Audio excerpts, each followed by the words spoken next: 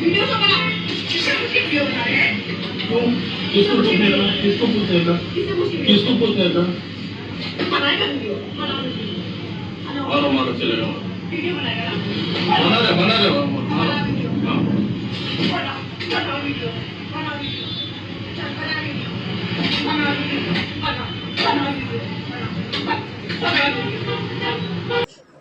We were passing by. We were passing by, and an incident happened. It was not an intentional thing which we did. So I apologize, and I'm pregnant. I also got a germ. So that is what I was thinking, that if I got a miscarriage, so what will happen?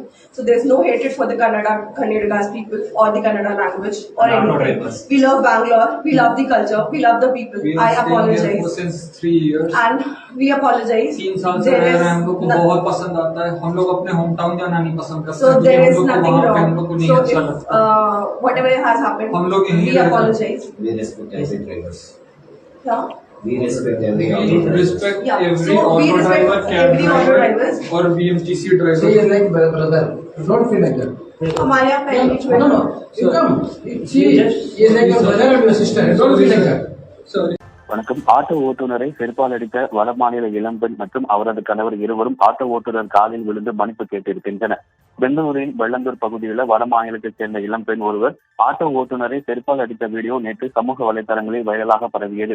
Auto இருசக்கர வாகனத்தை லேசாக உரசியதன் தொடர்பாக auto ஓட்டுநருக்கும் இளம்பெண்ணுக்கும் இடையே வாக்குவாதம் ஏற்பட்டது. வாக்குவாதம் தீவிரமடைந்து இளம்பெண் ஆட்டோ ஓட்டுநரை செருப்பால் அடித்த அந்த காணொலி சமூக வலைதளத்தில் வேகமாக பரவியது. ஆட்டோ ஓட்டுநரின் மொபைல் போனில் இளம்பெண் அவரை அடிக்கும் அந்த வீடியோ என்பது பதிவாகி இருந்தது.